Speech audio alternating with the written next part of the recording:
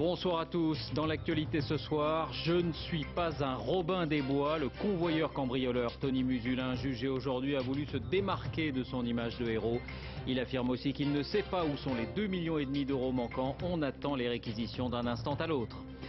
Retour à la stabilité sur les marchés financiers. Après la flambée d'hier, les places boursières sont à peu près restées à l'équilibre. Jusqu'où ira l'Europe? Demain, Bruxelles va proposer un contrôle strict sur les politiques budgétaires de chaque État de la zone euro.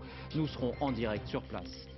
Le virage de Benoît XVI en visite au Portugal, il estime que la souffrance de l'Église ne vient pas d'ennemis extérieurs mais de ses propres péchés.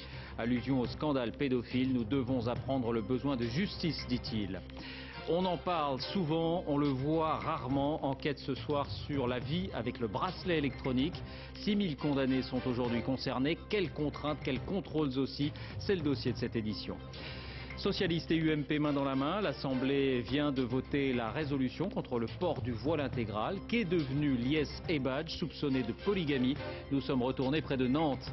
Et puis il y avait le Centre Pompidou à Paris, il y a désormais le Centre Pompidou à Metz, inauguré en grande pompe aujourd'hui. Reportage tout à l'heure.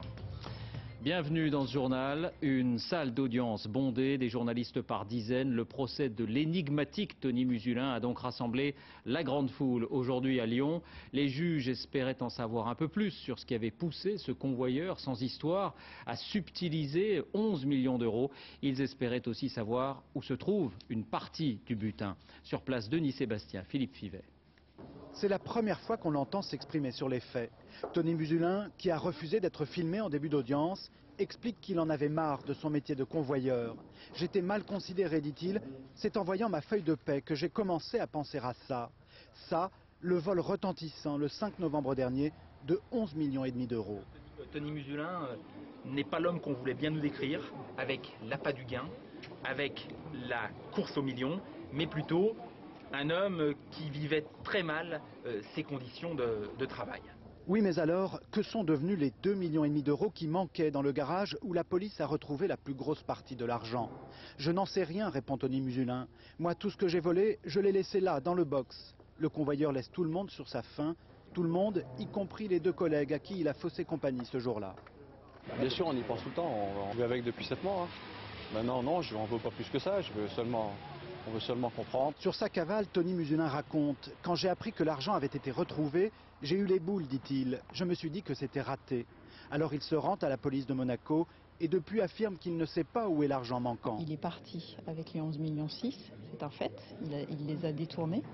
Après, ce qu'il en a fait, on ne le sait pas. Mais heureusement, il y a une instruction qui continue qui permettra peut-être de le savoir. Tony Musulin comparaît pour le vol du fourgon et pour une tentative d'escroquerie à l'assurance dans une affaire de voiture déclarée volée. Il encourt une peine de 5 ans de prison. Voilà, et c'est précisément la peine que vient de réclamer le parquet, 5 ans de prison, peine maximum donc requise. Bonsoir de Benoît Gadret, vous êtes en direct à Lyon. Est-ce qu'un coin de voile s'est tout de même levé sur la personnalité de Tony Musulin ? Oui, je dirais qu'il y a une personnalité à 2 facettes. Il y a d'abord, et même s'il s'en défend, vous l'avez dit, ce côté Robin des Bois. On sent chez lui une certaine fierté d'avoir joué un mauvais tour à son employeur. Quand il parle de l'argent disparu, il esquisse parfois un sourire espiègle. Dans la salle, le public rit, on sent que ça lui plaît. C'est un peu le petit, l'opprimé qui se venge des gros. Le problème, c'est que cette ligne de défense trouve très vite ses limites et on l'a vu cet après-midi. Tout d'abord parce que bien avant ce vol, ce Robin des Bois roulait déjà en Ferrari. Et quand le président du tribunal l'interroge sur la tentative d'escroquerie à l'assurance concernant ce véhicule, cette Ferrari, eh bien là, Tony Musulin adopte un mode de défense improbable. Ce n'est plus du tout Arsène Lupin, mais plutôt un petit délinquant comme on en voit régulièrement sur les bancs des tribunaux correctionnels. Benoît Gadret à Lyon. Merci Benoît. 5 ans requis. Le jugement sera sans doute mis en délibéré. Autre titre de l'actualité, la situation dans la zone euro. Première information importante. Après une journée d'euphorie hier, les places boursières se sont stabilisées. La correction est restée limitée. Moins 0,73% à Paris, moins 1% ici à Londres, plus 0,33% à Francfort. Seconde information, c'est en quelque sorte la contrepartie du plan européen de soutien présenté hier. Bruxelles va proposer demain un contrôle strict sur les politiques budgétaires de chaque État pour réduire les déficits. Ce serait du jamais vu. Il est question d'un feu vert ou d'un feu rouge de la Commission. Julien Beaumont, Mourad Bourettima. C'est un plan de sauvetage sans précédent qui a été adopté le week-end dernier. 750 milliards d'euros à la rescousse des États défaillants. Devant pareille réussite, certains voudraient aller encore plus loin pour renforcer l'Europe. C'est le cas d'Olli Rehn, ici avec la cravate rouge. Il est le commissaire européen aux affaires économiques. Demain, il s'apprête à proposer une mini-révolution. Il souhaiterait que les 16 États de la zone euro soient obligés de soumettre leur projet de budget à Bruxelles. La Commission donnerait alors son feu vert ou pas avant même les parlements nationaux. Cela permettrait de prévenir plutôt que guérir. Ce qui s'est passé en Grèce nous prouve que nous devons avoir un dispositif qui nous permet de nous assurer que nos budgets ne mettent pas en danger la zone euro en tant que telle. En France, dans les rangs de l'Assemblée nationale, beaucoup y voient un abandon de souveraineté. Ah, ça, c'est une transgression absolue de nos règles les plus élémentaires et de la souveraineté des États. Mais là, il ne s'agit pas d'un avis qui serait sollicité, mais véritablement d'une tutelle. Nous n'en sommes pas là et nous n'en serons jamais là. L'Allemagne, attachée elle aussi à sa souveraineté, préfère une autre solution. Elle propose carrément de priver les États laxistes des subventions européennes. Pourtant, l'Europe avait prévu des sanctions pour les États qui dépassent le déficit autorisé de 3%. Des sanctions et même des amendes, elles n'ont jamais été appliquées. Bonsoir François Baudonnet, vous êtes en direct à Bruxelles. Ce projet discuté demain a-t-il ou pas une chance d'aboutir ? Alors en tout cas, l'idée de la Commission européenne est évidemment très forte parce que le budget pour un État, c'est un peu le cœur du réacteur. C'est grâce au budget que sont prises toutes les grandes décisions, par exemple en matière militaire. Donc c'est pas pour rien d'ailleurs que le ministre des Finances est toujours quelqu'un de très important dans un gouvernement et qu'on l'appelle le grand argentier. Alors en voulant connaître avant qu'il soit validé par les parlements nationaux le budget d'un État européen, eh bien évidemment, on l'a entendu, on peut craindre une sorte de mise sous tutelle de Bruxelles par les États. Tout dépend quand même maintenant, David, du niveau de contrôle que souhaite exercer la Commission européenne. Si c'est juste un échange de vues avant le budget définitif, certaines capitales disent pourquoi pas. Si c'est plus, avec un éventuel feu rouge par exemple, alors là, ce sera non pour tout le monde. Donc, ce n'est pas fait, loin de là. Mais la Commission a le mérite de poser la bonne question. Comment ne jamais revivre la crise de l'euro ? François Baudonnet à Bruxelles, merci François, on en reparle donc demain. Et c'est dans ce contexte que se poursuit le débat sur la réforme des retraites. Le COR, le Conseil d'orientation des retraites, s'est livré aujourd'hui à plusieurs simulations qui montrent une nouvelle fois le besoin de financement très lourd dans les années qui viennent. Et voici à ce propos un phénomène qui est en train de se développer en France. De plus en plus d'actifs continuent à travailler, même après avoir atteint l'âge légal de départ pour une pension à taux plein. Reportage Yves Ginca, Daniel Lévy. Yvette Fézard et Denise François sont toutes les deux fonctionnaires. Elles sont opératrices de saisie à l'Institut de la statistique. Toutes deux pourraient être retraitées. Elles ont l'âge et les trimestres, mais elles préfèrent continuer. J'ai fait un petit thé. Elles ont commencé à travailler à l'âge de 15 ans dans le privé. Si Denise François a réussi à avoir sa carrière complète dans l'administration, ce n'est pas le cas d'Yvette Fézard. Elle a 61 ans, 43 annuités. Sa pension actuelle serait de 1 100 €, insuffisant pour cette célibataire. J'essaye d'avoir mes 25 ans d'administration. Donc, c'est les trimestres plus que je fais en ce moment. Et puis, je vais avoir un échelon de plus. Donc, j'essaye d'avoir cet échelon pour partir avec un maximum. Denise François, mariée, 61 ans, 47 annuités. Sa pension actuelle serait de 1 500 €, un montant qu'elle juge correct, mais elle a des charges familiales. J'ai un papa qui est en maison de retraite, il a 84 ans et sa retraite ne lui permet pas de payer sa maison de retraite. Donc on complète avec ma sœur les sommes qui manquent. Elles ont conscience d'avoir un emploi qui préserve leur santé. Elles savent qu'il y a des métiers bien plus pénibles. Je me dis que j'ai de la chance de pouvoir, de ne pas avoir un travail qui est trop fatigant pour continuer. Sans ça, ce serait plus difficile ? Ah oui, certainement. Il faut que l'ambiance du travail soit correcte pour pouvoir donner l'envie de continuer. Allez, en attendant la retraite. Les salariés comme elles sont rares. En France, seuls 17% des 60-64 ans travaillent, 2 fois moins que la moyenne européenne. D'après ce chercheur, c'est le résultat de 30 ans d'intensification du travail. Cadence, horaire, urgence, une stratégie qui fait peu de place aux salariés âgés. Il faudrait trouver des modes d'organisation des entreprises qui donnent davantage de respiration, je ne sais pas comment dire les choses autrement, où on puisse un peu mieux voir venir les tâches qu'on va avoir à faire dans les heures qui viennent, dans les jours qui viennent, où on puisse un peu mieux voir venir les changements, parce que c'est là que les atouts de l'expérience peuvent vraiment être valorisés. Des changements d'organisation de plus en plus fréquents. Aujourd'hui, 28 000 entreprises ont signé un accord favorisant l'emploi des seniors. Et puis, pour refermer ce chapitre, un mot du grand débat en cours sur l'inflexion de la politique économique. On l'évoquait ces derniers jours. Faut-il parler de rigueur? Certains à droite réclament que le mot ne soit plus interdit. Le gouvernement, lui, ne veut pas en entendre parler. La question a été posée très directement à François Fillon. Écoutez sa réponse. Qu'est-ce que vous répondez à ceux qui, dans votre camp, utilisent ce terme, comme Jean-François Copé, comme Alain Juppé, semblant vouloir dire que le gouvernement se cache un peu derrière son petit doigt en n'utilisant pas ce mot de rigueur? Je leur réponds que je m'en contrefous. La seule question qui compte, c'est ce qu'on fait. Tout ce débat a assez peu d'intérêt. Ce qu'on voit bien, c'est ce qu'on ne peut pas faire. Ce qu'on ne veut pas faire, c'est ce que j'ai indiqué à l'Assemblée nationale tout à l'heure. C'est le tournant de la rigueur de 83. Voilà, François Fillon qui s'en contrefou. Le conflit des chauffeurs de bus, après l'agression d'Aulnay-sous-Bois, le trafic a repris aujourd'hui. On apprend que Nicolas Sarkozy a téléphoné à la conductrice rouée de coups avant-hier. Une adolescente est toujours entendue par la justice.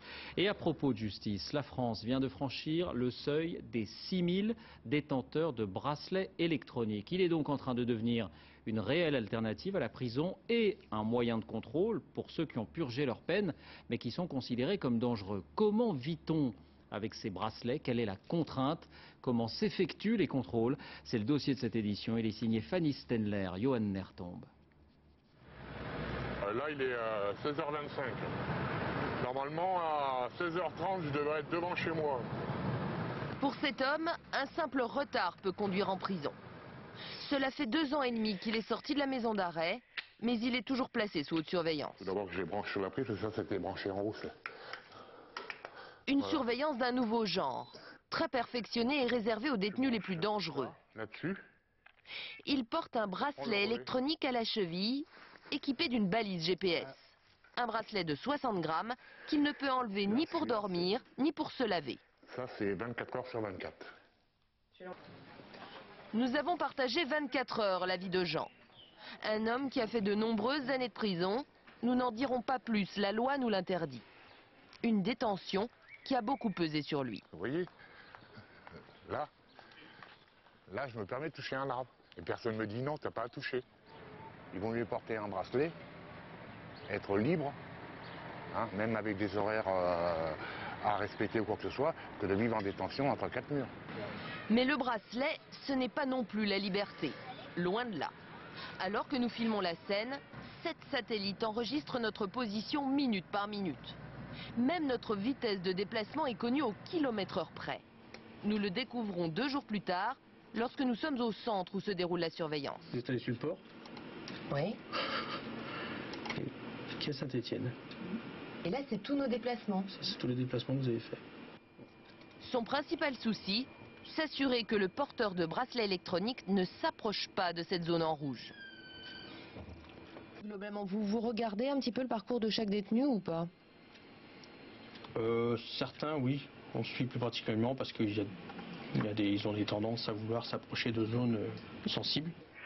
Une zone délimitée par le juge où la personne placée n'a pas le droit d'aller sous peine de retourner en prison. Si elle le fait, ou si elle disparaît des zones de couverture GPS, comme c'est le cas ici, elle reçoit aussitôt un coup de fil. Allô?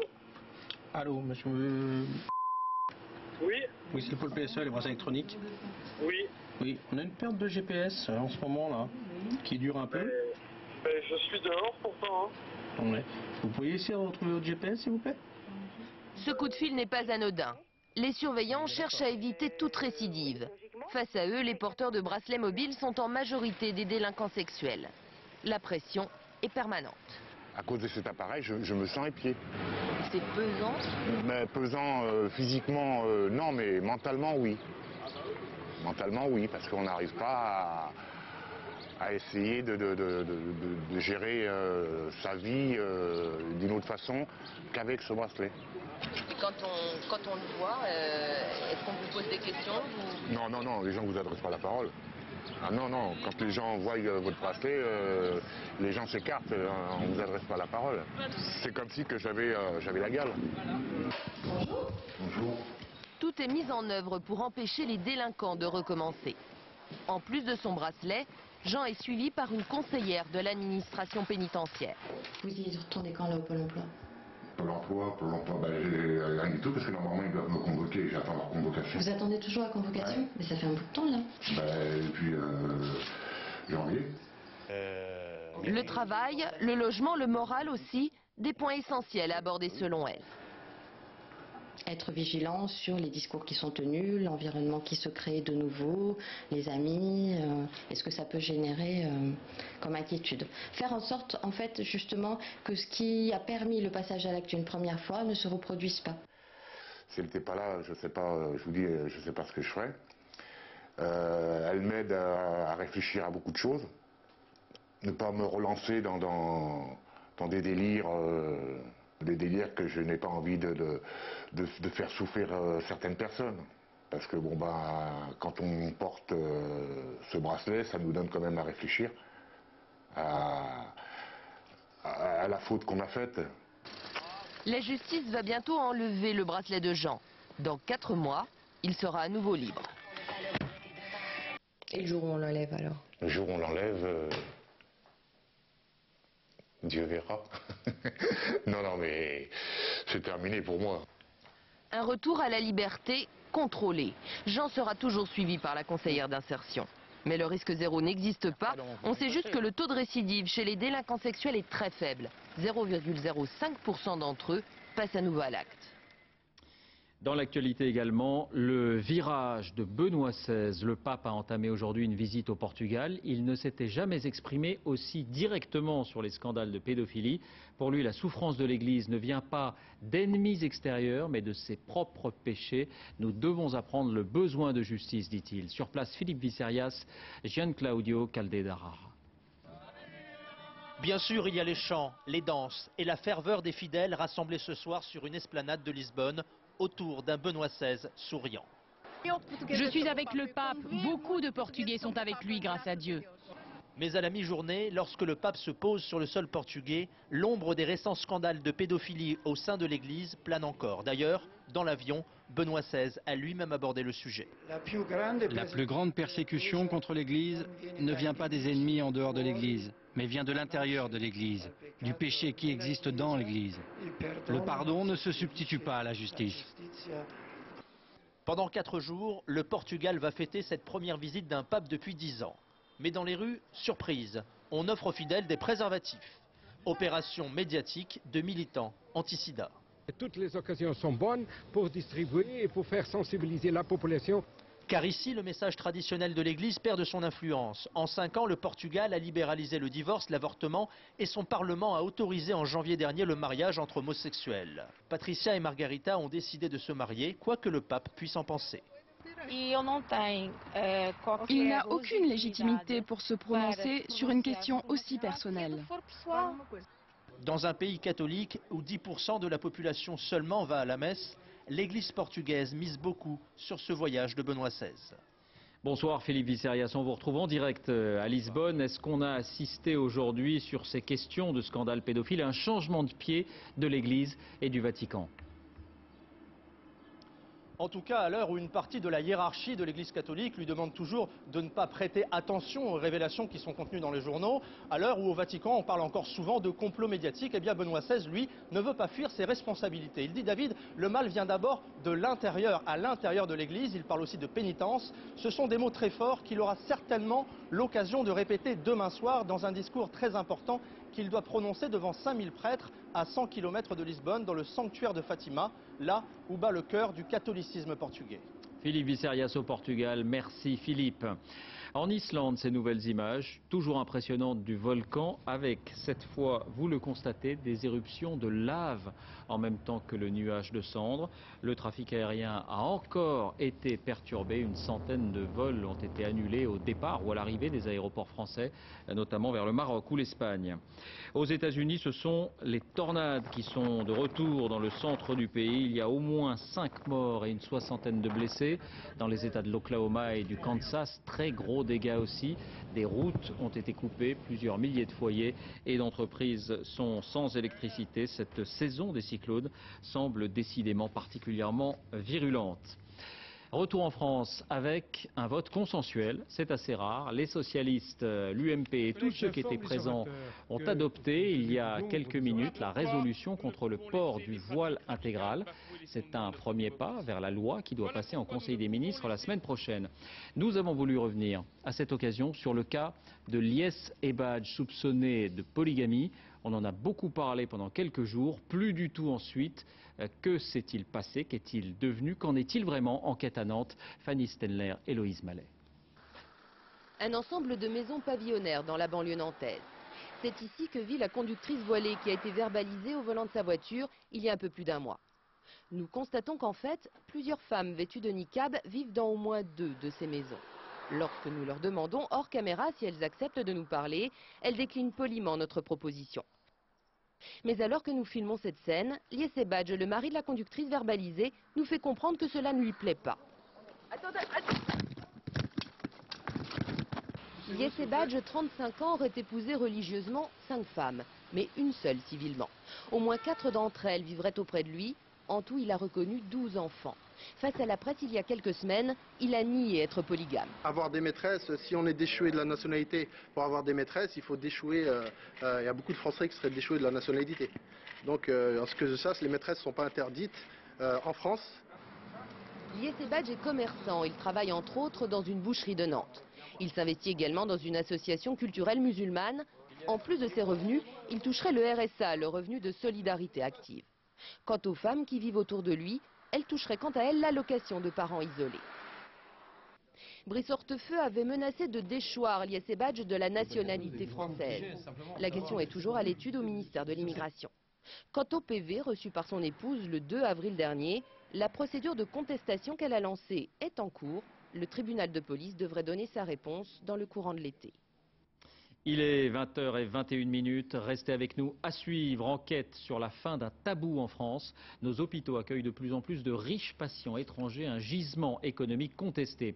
Une découverte génétique sur nos lointains cousins. L'homme de Néandertal serait une branche non pas parallèle mais rattachée à l'homme moderne. Et puis la fête en Lorraine. Metz accueille un petit frère du centre Georges Pompidou. Inauguration et visite des lieux dans un instant.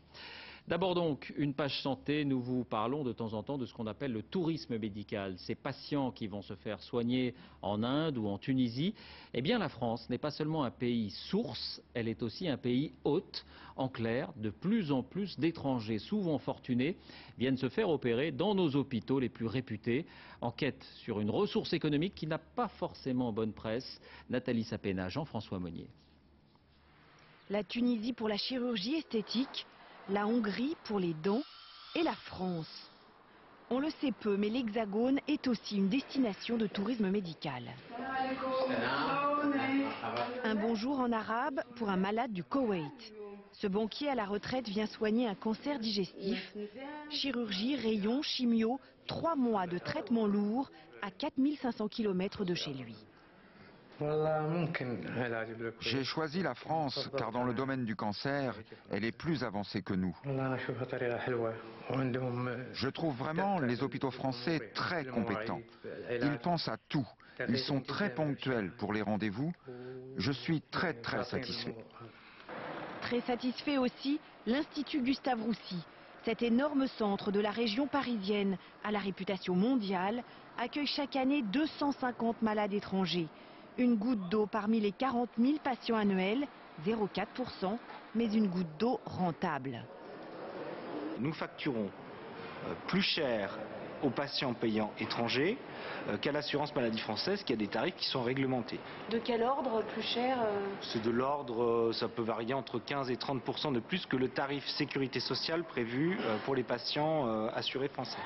Les patients étrangers rapportent ainsi chaque année à Gustave Roussy environ 1,5 million d'euros, soit l'équivalent d'un IRM. Mais dans nos hôpitaux surchargés, n'y a-t-il pas un risque de voir ces malades qui payent plus cher passer devant les patients sécu? C'est vraiment une part infime de notre activité, c'est-à-dire qu'on doit avoir dans le service une fois tous les 2-3 mois un patient étranger. Ça ne va pas modifier ni, entre guillemets, prendre une place. Et ils n'ont pas de traitement de faveur non plus, pas de chambre de luxe, pas de repas 5 étoiles et pas d'honoraires supplémentaires pour les médecins. Contrairement à ce qu'on pourrait penser, il n'y a pas que des milliardaires qui s'offrent l'excellence médicale française. Tous les Koweïtiens peuvent en bénéficier. C'est l'Émirat qui finance. Il a même installé un bureau médical sur les Champs-Élysées. Ici, 15 personnes gèrent 300 malades par an. Pour eux, tout est pris en charge. Transport, soins, logement, traducteurs. Nous dépensons environ 15 à 20 millions d'euros par an. Nous avons besoin d'un bon service médical. Et nous pensons que les spécialistes français sont meilleurs. Ce n'est pas parce que la France est moins chère? Non, ce n'est pas un problème. L'atout de la France, c'est sa médecine de pointe. Exemple à l'Institut Montsouris, où a été inventée, il y a 10 ans, une technique innovante, l'ablation totale de la prostate par microchirurgie robotisée. Ça motive des Européens pour venir se faire soigner ici, parce qu'en fait, comme nous avons publié nos résultats, les gens viennent simplement sur le nom de l'établissement. C'est la démarche de ce chef d'entreprise irlandais. À 55 ans, il a examiné à la loupe les résultats de cette technique Montsouris qui limite les risques d'incontinence et d'impuissance fréquents dans ce type d'opération. Il préserve les nerfs et n'endommage pas la vessie. Et ça, c'est important. Pour cela, il débourse la moitié des 22 000 euros que coûte cette intervention, l'autre moitié étant prise en charge par son assurance. Ces patients, le monde entier se les arrache. États-Unis, Maghreb ou encore l'Inde, qui n'hésitent pas à faire de la publicité comme celle-ci. En France, le sujet reste largement tabou, pas question de marketing. Nous sommes de très très bons créateurs, de très bons développeurs, mais de piètres commerciaux dans le domaine. Voilà. Du reste, la médecine n'est pas un commerce sur le fond. Mais on a du mal à se vendre, disons, à montrer que l'on fait bien. Et je pense qu'on pourrait faire un effort, c'est vrai. Mais même peu nombreux, les malades étrangers pourraient représenter une source de revenus très utile pour des hôpitaux français qui manquent d'argent.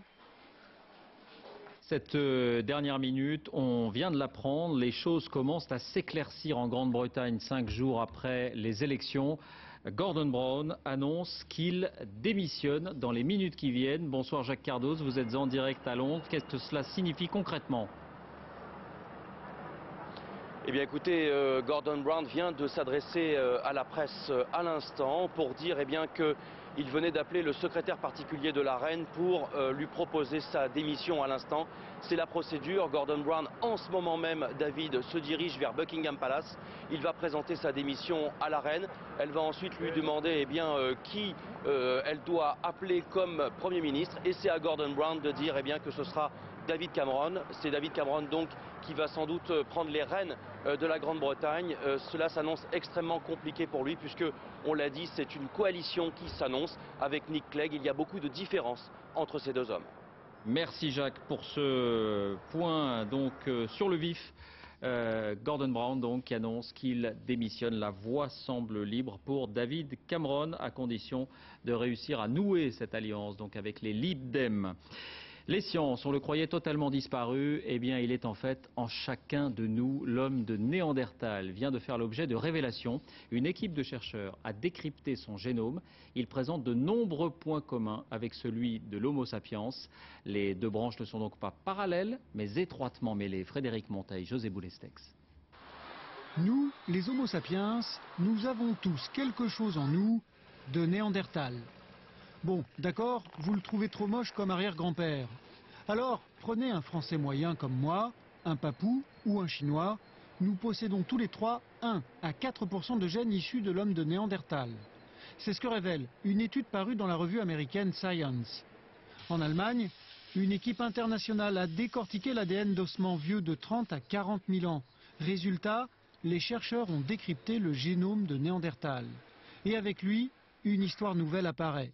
Lorsque l'Homo sapiens quitte l'Afrique, il rencontre au Proche-Orient, dans l'actuel Israël, l'homme de Néandertal. Ils se croisent au sens biblique du terme. Leurs descendants partent ensuite conquérir le reste du monde. Population à l'époque, moins de 20 000 hommes. On a maintenant la preuve que l'homme de Néandertal n'était pas cousin de l'Homo sapiens, c'est-à-dire de nous-mêmes, n'est pas non plus complètement un frère, mais est en tout cas un hominidé avec qui nous pouvons nous croiser et avoir des descendants. On est donc loin du Néandertal d'Épinal ou d'Hollywood. Longtemps, une image de brute épaisse et cervelée lui a collé à la peau, rendant improbable son alliance avec nos ancêtres Homo sapiens. Aujourd'hui, grâce à l'ADN, il fait un peu plus partie de la famille. Reste un dernier mystère à élucider, celui de sa disparition brutale il y a 30 000 ans. Il y avait le centre Pompidou à Paris, il y a désormais un centre Pompidou à Metz. Le musée a été inauguré en grande pompe ce matin en présence du président de la République. Ce qui se joue ici, ce n'est ni plus ni moins qu'une renaissance de la Lorraine, a-t-il déclaré. Et il s'agit de fait de la première antenne décentralisée d'une institution culturelle nationale. Visite guidée, Christophe Hérault, Vivien Roussel. Depuis ce matin, devant le nouveau centre Georges Pompidou à Metz, il y a affluence et file d'attente. Les premiers regards se portent sur le bâtiment. Des lignes épurées, une toiture aérienne, une silhouette insolite. Et premier commentaire, des messages. Il fait moins mastoc que celui de Paris. Je sais pas, vous connaissez le Pompidou de Paris, non? Oui, et celui-là, vous le trouvez plus beau que celui de Paris? Ah oui, parce que Paris, c'est ferraille. Hein. À l'intérieur, les 10 000 privilégiés en avant-première découvrent le musée. Un peu de bousculade, quelques photos souvenirs et déambulation parmi les 800 œuvres présentées. Après 7 ans de travaux, 70 millions d'investissements, il y a impatience à découvrir l'exposition. Vous faites partie des premiers visiteurs, vous trouvez comment? Extraordinaire, extraordinaire. On l'a rêvé et on l'a. C'est formidable. Très riche, très divers. C'est assez impressionnant de voir tout ça réuni au même endroit. C'est vrai que c'est vraiment le pendant du centre Pompidou Paris. En effet, toutes les œuvres présentées à Metz proviennent des réserves de Paris. Rassemblement des grands maîtres de la peinture du XXe siècle. Matisse, Picasso, Pollock, Giacometti, Yves Klein, la liste est longue et glorieuse. Une exposition pour attirer le plus grand nombre. Il est attendu ici 200 000 personnes par an. Un défi. C'est un défi, mais c'est pas non plus énorme. C'est le chiffre, la fréquentation de la cathédrale de Metz. Voilà, donc ici on espère recueillir le même type de visiteurs. On espère que le musée attirera autant que la cathédrale? Oui, j'espère. Une cathédrale de la culture. Une cathédrale qui, la nuit venue, s'éclaire. Et à Metz, on songe à Bilbao, dont le musée Guggenheim a changé l'image de la ville et même l'économie de la région. Un mot de sport puisqu'on vient d'apprendre la liste des joueurs de l'équipe de France de football que Raymond Domenech va emmener en Afrique du Sud pour la Coupe du Monde. Raymond Domenech qui a choisi de se donner un peu de temps. Ce ne sont pas 23 joueurs mais 30 qui ont été communiqués. Le 1er juin, il faudra faire cette liste des 23. Et du coup, parmi les 30, on trouve des personnes qu'on n'attendait pas forcément. Michael Landreau parmi les gardiens, M. Villa parmi les milieux de terrain. En attaque, on trouve aussi Ben Arfa, Jimmy Briand, Valbuena. Ce sont des noms qui n'étaient pas forcément attendus. On va tout de suite demander son sentiment à notre consultant pour cette Coupe du Monde 2010, ancien champion du monde lui-même en 1998. Emmanuel Petit, bonsoir. Votre première réaction à cette liste plus longue que prévue donc? Oui, 30 joueurs. Donc il y a 7 joueurs qui vont passer à la trappe, un peu à l'image de ce qu'on avait vécu en 98. Donc les joueurs vont être maintenus sous pression. C'est vrai qu'il y a des surprises, il y a des joueurs qu'on ne s'attendait pas à voir apparaître dans la sélection, comme certains aussi qu'on ne voyait pas partir de cette sélection. Est-ce que l'absence de Benzema et de Vieira, ce sont les deux grands absents de cette liste, hein, vous surprend? Oui. Ça me surprend, oui et non. Je pense qu'en ce qui concerne Patrick Vieira, on le sentait venir un petit peu. On sentait que... il jouait avec l'épée de Damoclès sur la tête ces derniers mois et qu'avec ses problèmes récurrents de blessures, et ça faisait un petit moment qu'il n'avait pas apparu sous le maillot tricolore. En ce qui concerne Benzema, je pense que c'est une surprise un peu plus grande dans la mesure où c'est vrai que ces derniers temps, il n'a pas trop joué avec le Madrid, surtout à cause de blessures, problématiques également de poste de titulaire. Mais c'est vrai que ces deux joueurs constituent en soi une réelle surprise, effectivement. Oui. Merci Emmanuel Petit pour cette première réaction. Vous serez tout au long de cette Coupe du Monde avec nous. Je rappelle que France Télévisions a diffusé 32 matchs sur 64 France Télé sera donc le groupe de la Coupe du Monde cet été, en tout cas à partir du début du mois de juin. Merci à vous et je rappelle donc que c'est une liste de 30 joueurs qui a été communiquée par Raymond Domenech alors qu'on n'en attendait que 23. Avant de refermer ce journal, je vous en rappelle l'un des principaux titres. Le tribunal a requis 50 prisons fermes contre Tony Musulin, le convoyeur cambrioleur qui était jugé aujourd'hui et qui a voulu se démarquer de son image de héros. Je ne suis pas un Robin des Bois, dit-il. Il affirme aussi qu'il ne sait pas où sont les 2,5 millions d'euros qui manquent. Merci à vous tous. Tout de suite la météo, Laurent Romeshko. Les vêtements de pluie d'automne sont toujours de rigueur. 20h35, soirée spéciale, faites entrer l'accusé avec Christophe Ondelat. À demain.